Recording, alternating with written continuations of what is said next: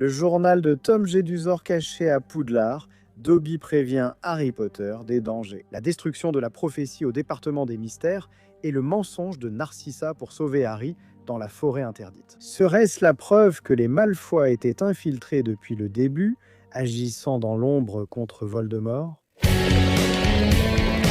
L'avez dit. Salut les sorciers, ça va? C'est une théorie qui rassemble certains points de l'histoire de Harry Potter et présente l'idée que les Malfoy ont tout fait de manière calculée. Parce qu'en réalité, ils essayaient de faire tomber Voldemort.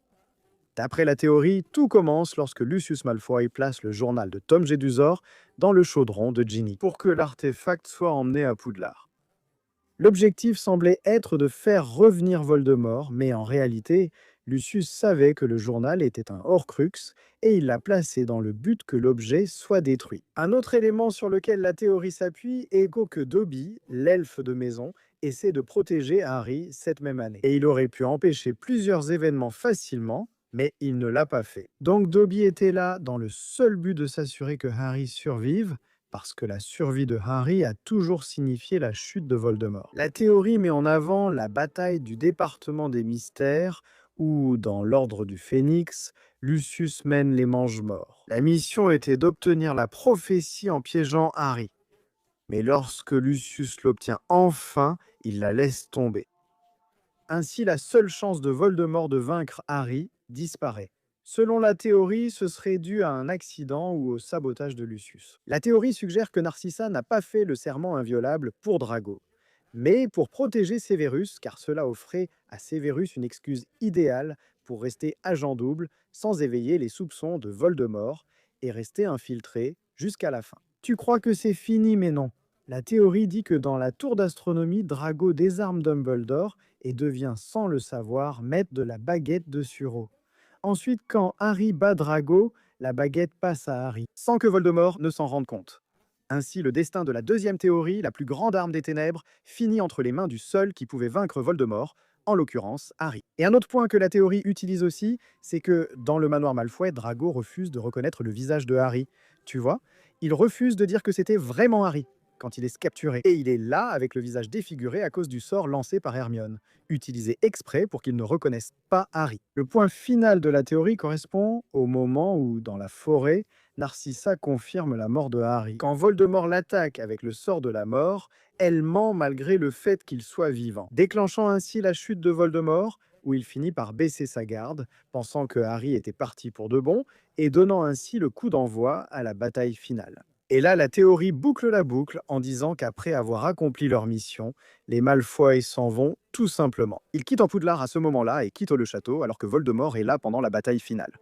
Autrement dit, l'une des familles les plus détestées de Poudlard. Jamais ennemis, ils ont toujours aidé. En agent double, seraient-ils des héros de l'ombre?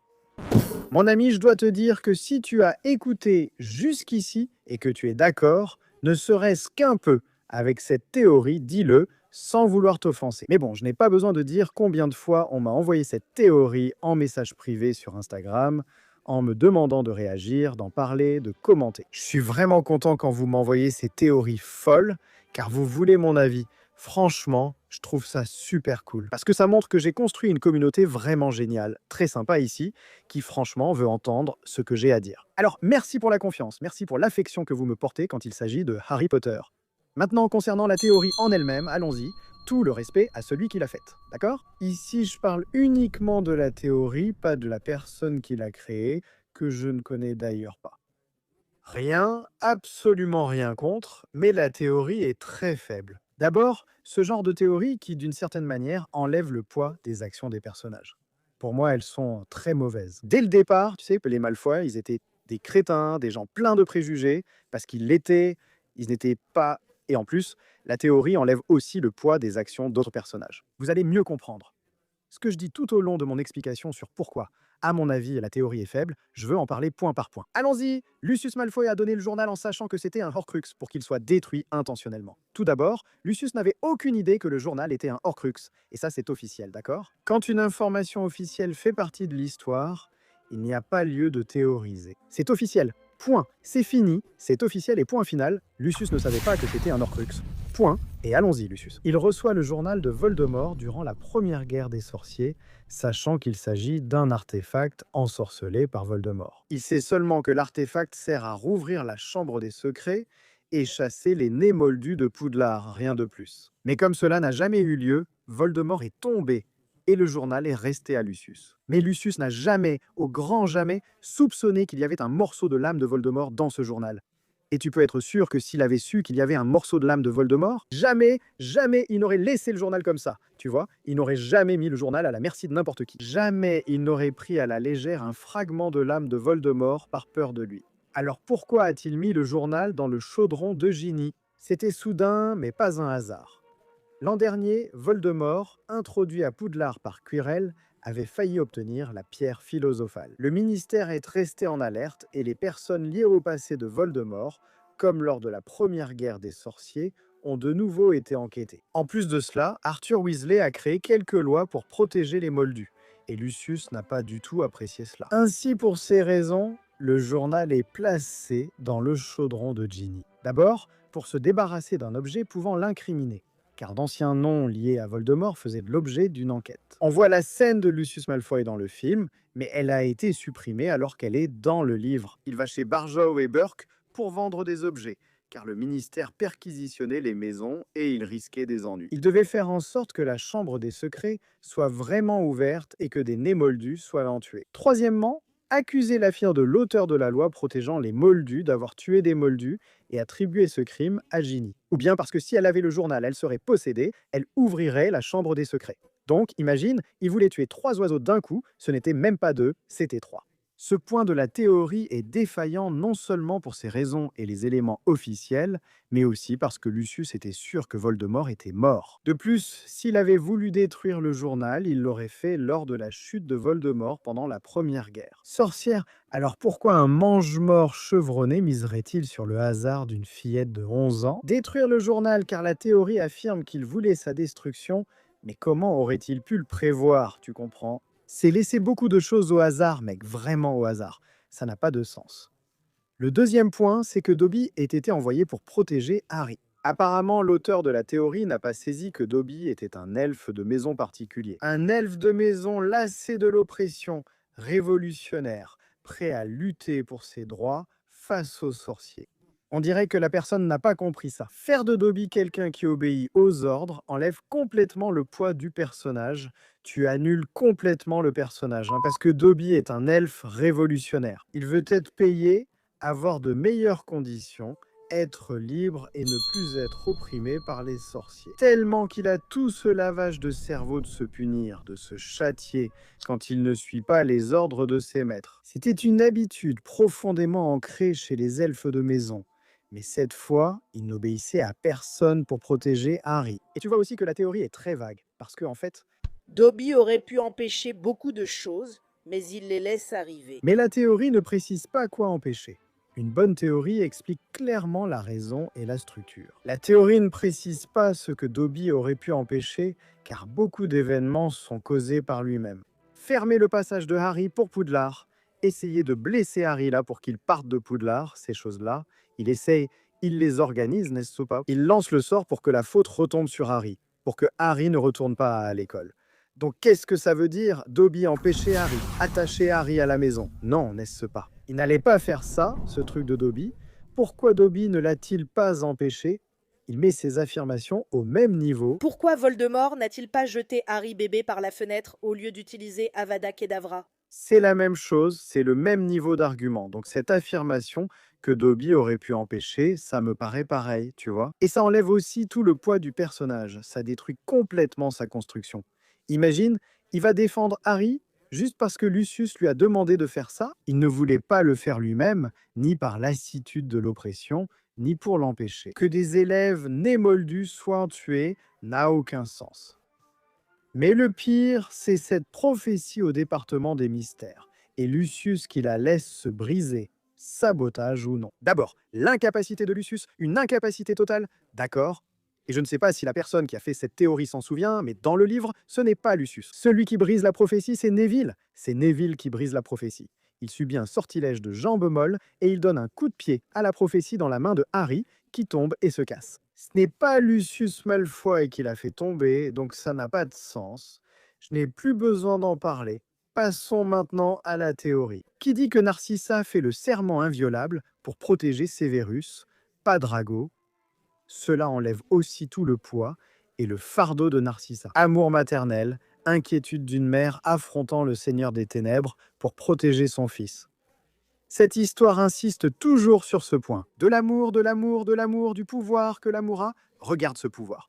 Même si les attitudes de Narcissa sont vraiment discutables et qu'elle n'était pas le meilleur exemple de personne. Mais finalement, son amour pour son fils l'a poussé à s'opposer à tous, même à Voldemort et à son plan. Donc ce serment inviolable-là, d'abord, celle qui fait le serment inviolable, celle qui provoque ce serment inviolable, c'est Bellatrix. Ce serment inviolable est un réconfort pour elle. Elle sait qu'elle peut compter sur Severus pour protéger Draco. Mais cela le met aussi dans une situation difficile, non? Ça met Severus dans une sacrée galère. Severus, tout ce temps, n'a pas été pris follement. Il arrivait à tromper Voldemort tranquillement, il a même réussi jusqu'à la fin. Ah, on n'aura pas besoin de faire un serment inviolable ici. Ça retire tout le poids et le talent du personnage pour une solution paresseuse. Non, Narcissa n'a pas fait le serment pour Severus, mais pour protéger Drago. Cela l'a rassuré, garantissant que Severus allait essayer, et puis Severus, il savait déjà à ce moment-là qu'il allait devoir assumer la mission, qu'il allait devoir tuer Dumbledore, parce que Dumbledore avait déjà la main abîmée, tu comprends? À ce stade, tout ça avait déjà été arrangé. Il accepte pour cette raison. La relation mère-fils entre Narcissa et Drago perd son importance. Narcissa ne pense qu'à son fils à cet instant. Et ce prochain sujet, là je n'ai même pas besoin de dire quoi que ce soit, ce prochain sujet. La théorie dit ceci, je vais lire exactement ce que la théorie dit.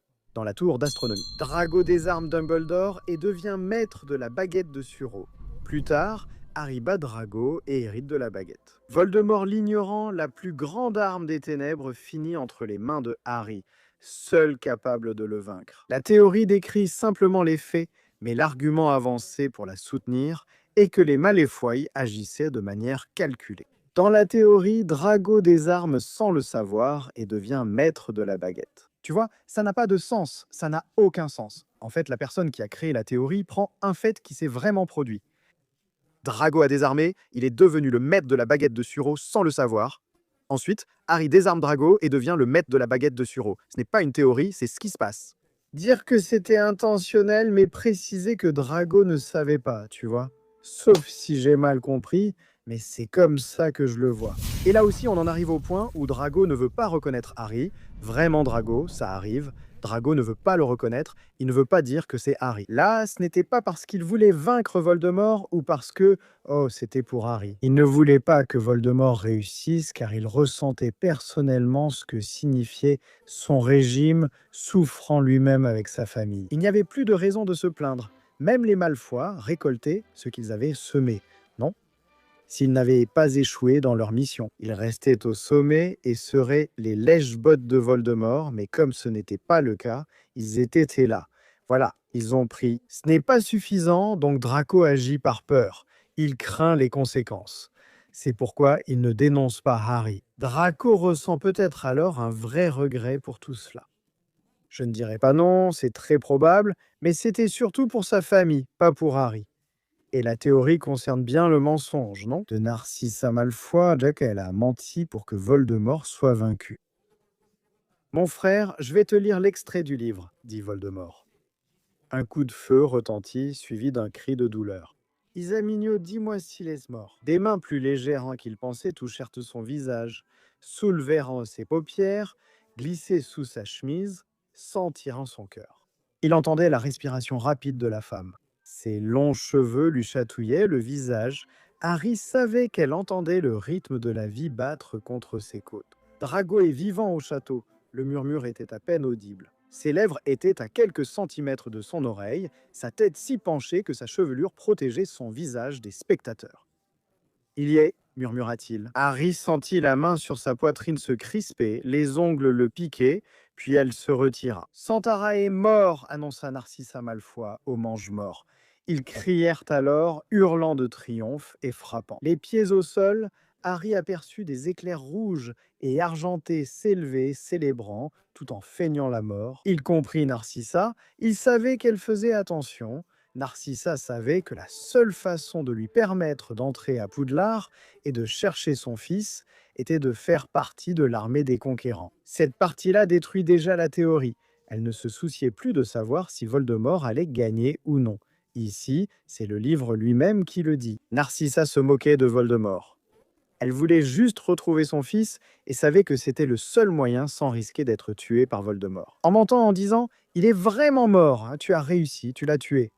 Puis, avec l'armée conquérante, aller à Poudlard pour retrouver Drago. Quand ils reviennent au château et que Harry fait semblant d'être mort, la bataille reprend. Lucius et Narcissa ne s'en préoccupent plus. Ils partent sans lancer de sort à personne, contre personne, au milieu des sorts, cherchant Drago, criant pour Drago. Et quand tout est fini, ils s'assoient dans la grande salle, enlacés, ignorant tous les regards. D'après la théorie, ils partent après avoir accompli la mission, mais ce sont des bêtises. C'est seulement dans le film qu'ils s'en vont, seulement dans le film qu'ils s'en vont, parce que dans le livre, ils restent là. Dans le livre, ils ignorent la bataille, vont chercher Draco, puis, après la défaite de Voldemort, s'enlacent dans la grande salle, ignorant les autres. En somme, théorie mauvaise, aucun argument ne tient, et elle n'est pas faible uniquement pour cette raison. Non, si c'était une théorie faible, ce serait une théorie faible. Mais le problème de ces théories qui retirent la responsabilité et la grandeur des actions, qu'elles soient négatives ou positives, des personnages ainsi construits, c'est qu'elles sont automatiquement mauvaises. Tu vois, certains disant que les Dursley étaient méchants avec Harry à cause de l'influence des Horcruxes. Cela retire toute responsabilité aux personnages mauvais comme les Dursley et la place sur Harry, la victime de l'histoire. Tu comprends? Pareil ici avec Dobby, ça enlève toute sa grandeur. Il n'est plus un elfe révolutionnaire luttant contre l'oppression, mais simplement un exécutant de l'ordre de Lucius. Tu vois? Pour moi, c'est une théorie, avec tout le respect. Excuse-moi, mais c'est une théorie pourrie, mon frère. Vraiment nulle, voilà, c'est tout. Envoyez-moi plus de théories, envoyez toutes les théories que vous voulez. Je les regarderai sûrement. Et si ça vaut le coup d'en parler ici, je le ferai sans hésiter. On repart ensemble pour un an. J'espère que ton nouvel an s'est bien passé.